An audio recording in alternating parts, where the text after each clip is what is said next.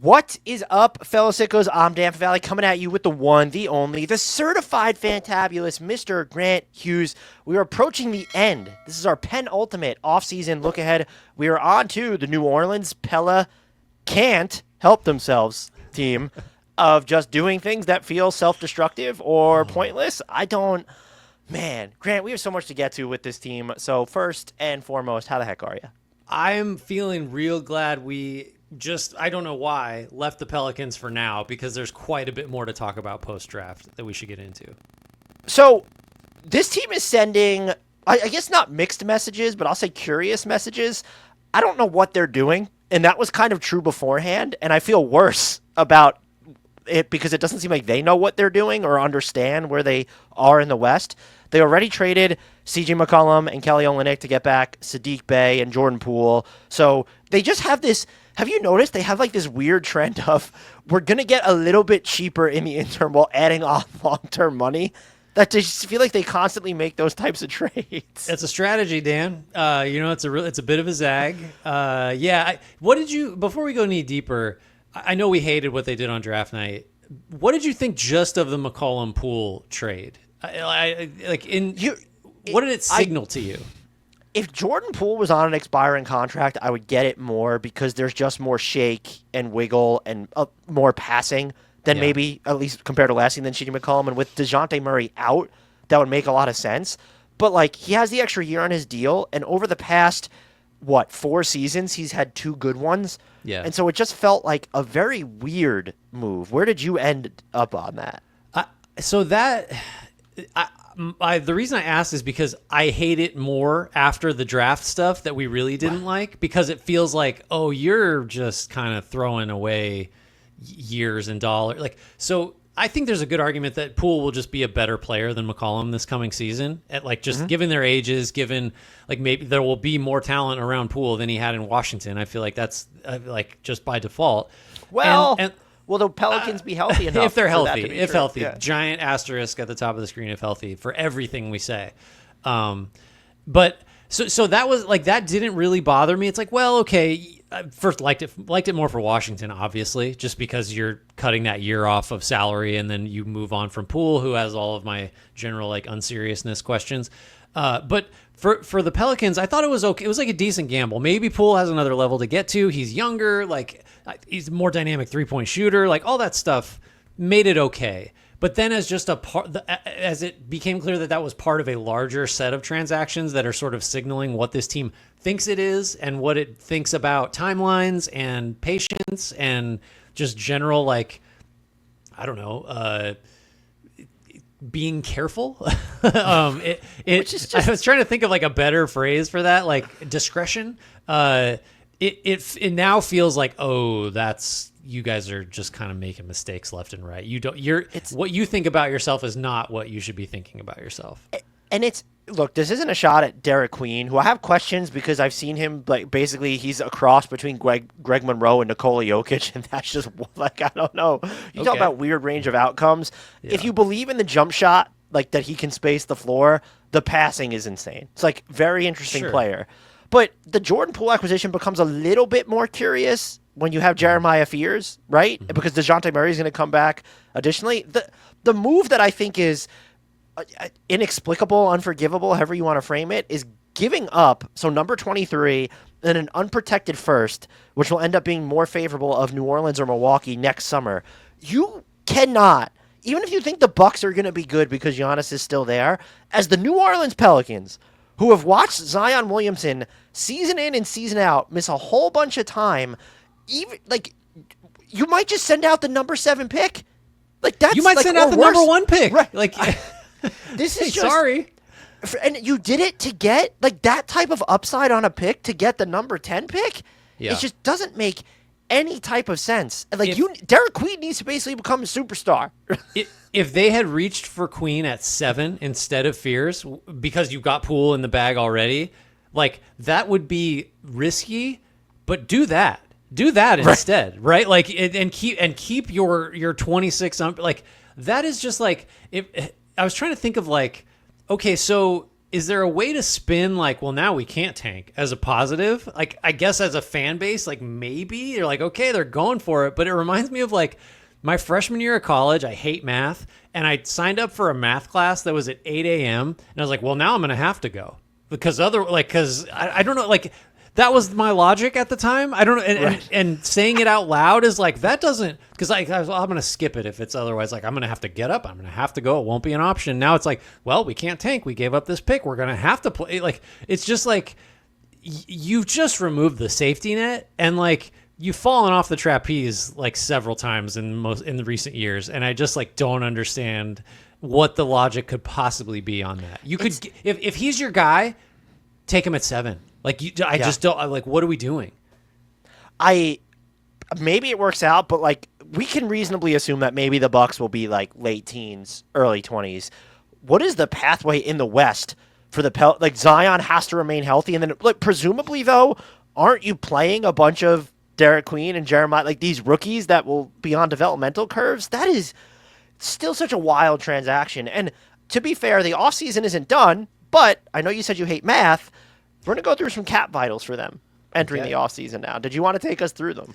Yeah, so they should be a little more than $8 million below the tax. That's $16 million below the first apron, which does include Jeremiah Fears and Derek Queen's contracts. Does include Bruce Brown, or I should enunciate, doesn't include Bruce Brown. They can technically use the bigger mid-level, the full $14.1 million, but they're unlikely to enter the tax. They don't do that. It would be a shock if they did, although they've done some shocking things so far. Imagine if this is the team they go into the tax for. Right. They're like, this is the one. We believe in it. Like, we love Trey Murphy and Herb Jones as much as the next guys, and also we've been on the record of, like, Zion's really spectacular when he's healthy. It's still the West. Like, what are we doing? It just, good luck, fellas.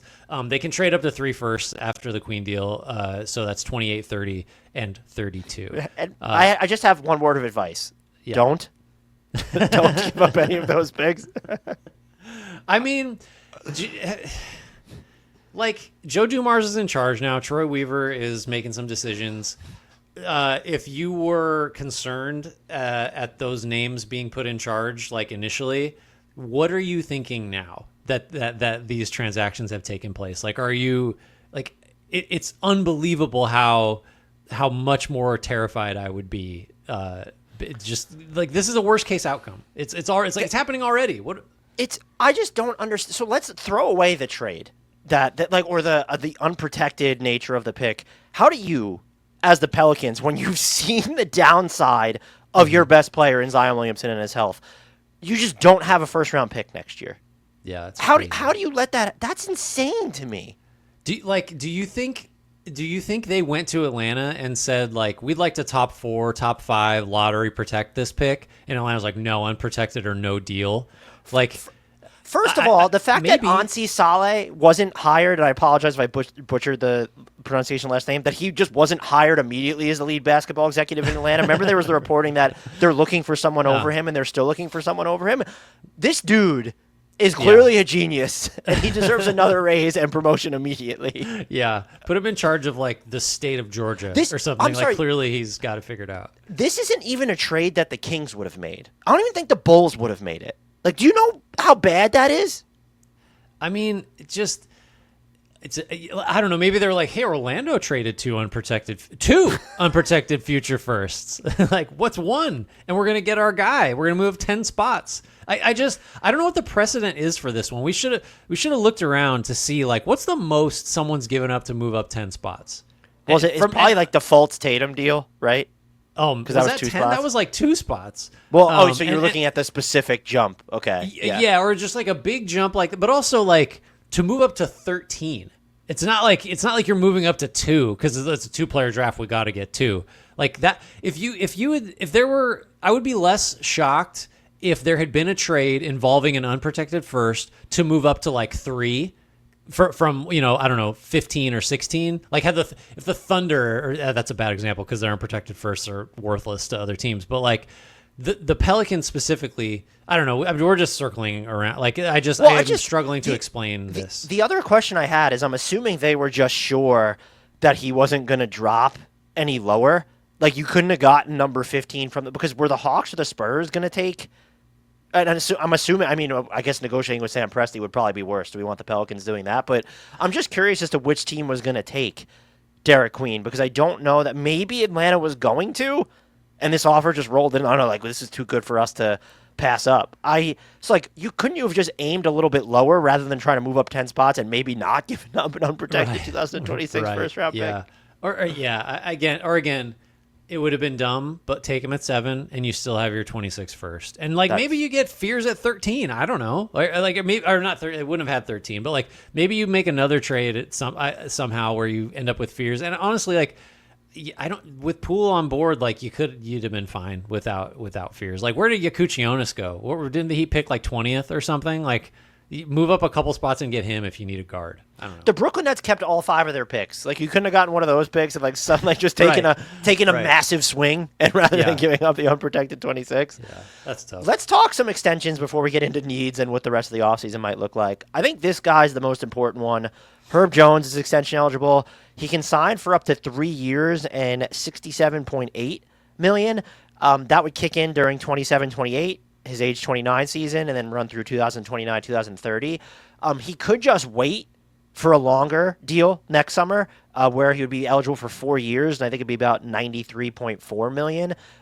So that would kick the can down. The extension would kick in at the same time, but you would have him under contract for a year longer. Just for context, his max salary in an extension, whether he signs in year 1 of the extension, whether he signs it this summer or next summer, is $20.9 million, which is 11.1% of the salary cap. And so if I'm the Pelicans, Grant, I'm letting him choose his own adventure. Well, not really. I'm offering him this extension.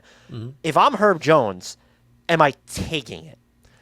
The only reason is because he had a major injury and missed a ton of time last year, and he's like, I got to lock this up.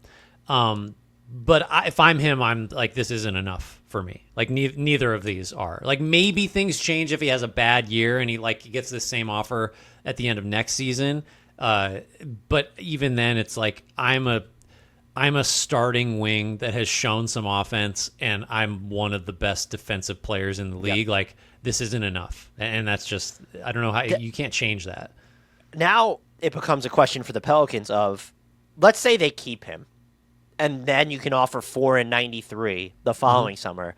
Is that enough to get him? And I think the answer could still reasonably be no. Yeah. It depends on what kind of year he has. And then that obviously would, if he has a terrible year, is that offer even what would have to happen for that offer for the Pelicans to be oh no, that's too much for him. Something bad. So if you're the Pelicans and he turns down the 3-year extension this summer, which I think he should, maybe he doesn't, because I feel like the mid-end type of free agent to bees are still trying to figure out the lay of the land and how teams are going to spend their money. If he says no, I think you have to trade him as the Pelicans, because I can't risk. I know we're 2 years out. Maybe you see how this season goes and figure it out the trade deadline, but you already gave him control of your 26 picks, so we know in theory they're not going to trade him. But you have to have a serious discussion about that if he says no to this extension, right?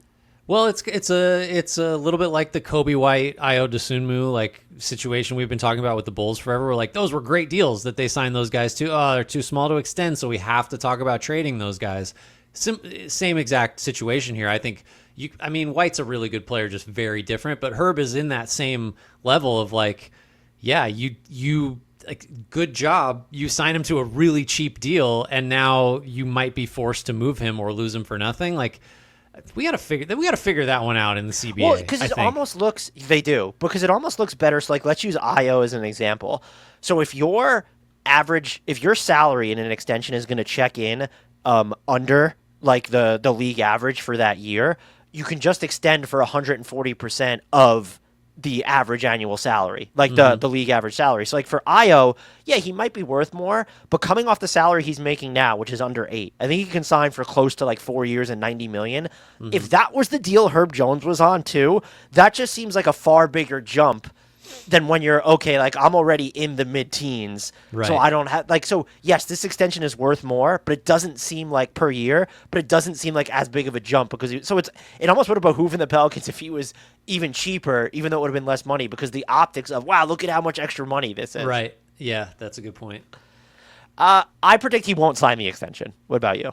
I would be very surprised if he did. And look, at this point, you probably can't move him because you're trying to be good. Right. Jordan Poole's extension eligible, Grant. That came back around pretty quickly. As of right now, because of the extension rule, since he was just traded, even though it hasn't been finalized, I think 105% is the max raise, so he could get 3 years and 116 million. About year one salary in that deal, 35.7. That is 19.1% of the cap.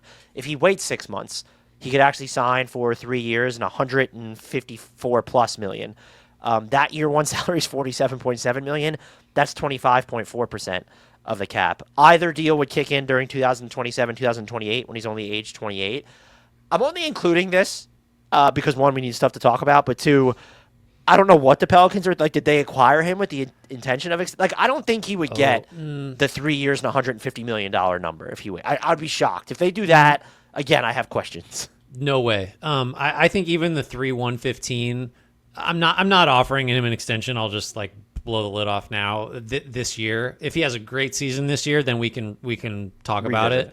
I just think in general, I would expect to see fewer players, fewer non-super duper stars getting extensions with 2 years left on their deals. I just think like they go bad too often, and teams are going to be, I think correctly, too scared off by like the worst outcomes of those types of extensions for the wrong like tier of player that like, and Poole is just someone you've got him under guaranteed contract for 2 full seasons. Like I think you need to use that year for more information, especially for the Pelicans. And it's kind of like, this will be one of, I don't know, like Washington's just a different situation. Like this will be the first time he's really Zion's there, but like in a major role on a team that's trying to be good because he was in such a smaller role with the Warriors. Like, I'm going to need to see something before I'm just not talking extension this year.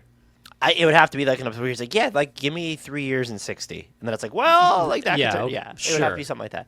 But yeah, you can boil it down. He hasn't played for your team yet. So like, I think you could make the case that Washington, even if they were trying to be good, you don't extend him off of last season alone. And the Pelicans not having a sample with him, it'd be bonkers.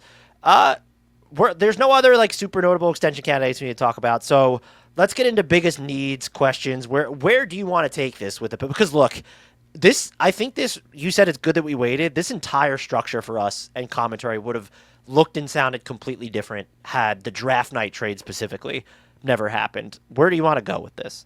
I mean, I think I'm tempted always to start with Zion and the challenges that building a team around him presents. This is just, you can recycle this from like any time we've talked about him over the years where you have to put very specific player types around him, and then his unavailability makes it hard to have those players like play the bulk of the minutes when he's not out there. Because it's like they're kind of all built to play like off of a unique skill set that he has. So that manifests in the first thing I think we talk about is the playmaking. Because if Zion is not out there, then the offense is running through Jordan Poole and Derek Queen or other rookie Jeremiah Fears, who is like an exciting young player, but it's just like if you're trying to win this year, you cannot put the ball in the hands of a rookie point guard whose decision making is iffy and he can't shoot. Like he would have been a phenomenal tank commander like in Brooklyn if you wanted to just give him 38 minutes and let him grow. Maybe he'll become great, but he's gonna be damaging. So yeah, I think the playmaking is a problem. And that's to say, like, they have some real strengths otherwise. We haven't talked about Trey Murphy and Herb Jones on the wing, for example, very much. Their wing rotation can still be and like if Murray comes back this season, like there's a lot of interesting perimeter stuff with this team. But do they have enough defense on the roster? Like, because if you're gonna play Zion and Queen together, you need those other 3 players on the court to be what I would say 80th percentile defenders. Herb Jones, done. If you want to throw Jose Alvarado, mix that in. Okay, done. I don't know if Trey Murphy's there yet, but he becomes important then to the spacing because Herb Jones and Jose Alvarado are both questionable shooters. There's and look, they have Yves Missi, who's like kind of more the traditional big look, and I thought him and Zion figured out a lot of stuff together last year. You're Willie Green. What is your best, what is the 5-man unit you are turning to, leaning on the hardest as of right now? Well, your definites are Zion, Murphy, Herb, I guess Missi, and then Poole, right? I think is that probably your starting 5, and maybe you close with Zion at center. I don't know, and you put another who else are you putting out there? It's like I just don't like Queen and Zion together at all. but you almost have to play them together at some point. You at least try it, right? Which is like, that's why trading the pick, though, is also bonkers, because that works like counter to, we need to try this out, even though it might not look good. Right. At the first sign of it not working, you bail out because, oh, like, we don't own our own pick. Like, we need to win. I mean, also, if you're trying to win and you need to win, you're not starting or closing with queen or fears on the court. I don't think. Right? Unless there's another, again, the offseason isn't over. It hasn't even technically started. Like, the league year has not reset yet. So there's other moves they could make. But, like, I even find myself, do you think that they have enough shooting now when you have Poole? There's question marks with fears and queen, though. You have Murphy. I mean, you do have Jordan Hawkins, but, like, his efficiency's been all over the place. To, like, be where they're at and still have questions about, like, oh, do they have enough shooting around Zion is weird. Yeah, Murphy's the only guy that I'm just like pencil him in. I mean, he's a plus shooter that like actually bends the defense. Poole, I think his self-created threes, like that might be there. That might be there. And then Hawkins, I still like what Hawkins can do. He's just, if you play him, then you have massive massive defensive questions. If you play him with Poole, forget it. Like that's really hard to make it work. It feels like if you had to dilute this down to an archetype of player, it feels like they might need, unless you think it's someone in the front court who's not Queen or Messi that you believe is a better fit next to Zion on that front line, or it needs to be sort of this hybrid like wing player who's, like just as an example, we just talked about him with the Raptors, just like an Ochai Agbaji, just to come in, eat innings, and not torpedo your defense or your offense. It feels like they need more of those players with, I'll say, here's the best way, like the simplified way of saying it. They need more players that have fewer glaring weaknesses. Yeah, they got a lot of one-way guys or guys that are like, well, he'll definitely give you this singular skill, but you're going to have to make up for his deficiencies in these like 4 other areas. That's a tough thing to juggle. And also that is just not the mark of a team that is going to like, I don't know, there's not going to win 50 games or whatever, or it's certainly more in danger of making that pick that they owe very, very high than they are of really having it figured out. There's just too many. It's hard to find the lineup that you're like, I think that I can see that closing in the second round of the playoffs or something. I don't know if that group is there. Some free agents that I think they could consider just as like they can come in and they would help, like a Taurean Prince, Jake LaRavia could be pretty interesting on this team. Chris Boucher would still really work on this team. I know I name him for everybody, but like he actually works. Jayshawn Tate's Naz Reid, but that's like that. Now you're in sign and trade territory. So what other picks are you giving up? All of them. Jayshawn Tate for the defense because he can guard up. The offense could be a little bit questionable. Those are just like the price ranges I think they'll be shopping in, is sort of the mini MLE range. Probably not a reunion with Larry Nance Jr. or anybody. There's just like you could look at some of the pure shooters if you wanted to, but I don't know if they have enough like defense to go. And if you're going to go the pure shooting route, it's okay. Just lean into Jordan Hawkins and Jordan Poole. Give him the chance. I agree. Anything else, like any like trade targets? I just don't. This team should not be trading any more first round picks. So I'm just not like I can't even get into trades for them. Yeah. And I guess this does signal, because Joe Dumars did say that they were going to remain committed to Zion. Is they've kind of clearly signaled now that okay, Zion is still the centerpiece of this team, and he will be on the roster through February's trade deadline. I was just gonna say, like, is this one we need to like? What's the percentage chance that we get to February and Zion is it more likely that Zion is very much available, or that he's still totally like untouchable at the trade deadline? Because I think it's more likely that Dumars has to face facts and be like, we just are gonna have to try to move this guy. I think it's more likely that what you're laying out, that he would be considered like gettable, but I just don't know if that's, because to consider him untouchable is how good is he playing, how healthy is he. It just feels like you're betting on, for him to be untouchable, he has to be healthy, and to just bet on his health at this point, it's unfair. I love seeing peak Zion on the court, but like we don't have enough evidence that it's going to sustain. My final question: this team, do you find them more intriguing offensively, right, than defensively? It feels like they have more holes on the defensive end now. Oh, yeah, definitely. Yeah. This should be an offensive team. Like Zion, one of the 10 best, I mean, that might be selling him short, offensive players in the league when he's healthy. I think Murphy could just, if he stays healthy, if Murphy could be phenomenal. I think even guys like Fears, like there's real Hawkins, there's real there's real punch here if they can make it work and if they're willing to just concede on the defensive end. This is an offensive team. I would be shocked if they had a higher defensive rating ranking wise than offensive. So this will all end with them eventually trading Trey Murphy to Atlanta to get their own pick back next summer. That's what it feels like. Maybe they considered the out. It's like, we could probably have enough players just to send to Atlanta to get that pick back next summer. Maybe that's the contingency. Like, what Atlanta likes? Really good, young, well-rounded, athletic We have players. Derek Queen. You need Kristaps is a free agent. You want Derek Queen? Yeah. Are you ready to take us out of here? Yeah. Thanks, everybody, for listening, for watching. Make sure you rate, review, and subscribe. Checking us out on YouTube. Leave us a comment there. Make sure you thumbs up that video. Tell your friends. Tell your enemy. Join our Discord. Links for that in YouTube and podcast description. I think that's going to cover it. Thanks again. Shouts, Frank Ntilikina. Apologies, Jared Allen.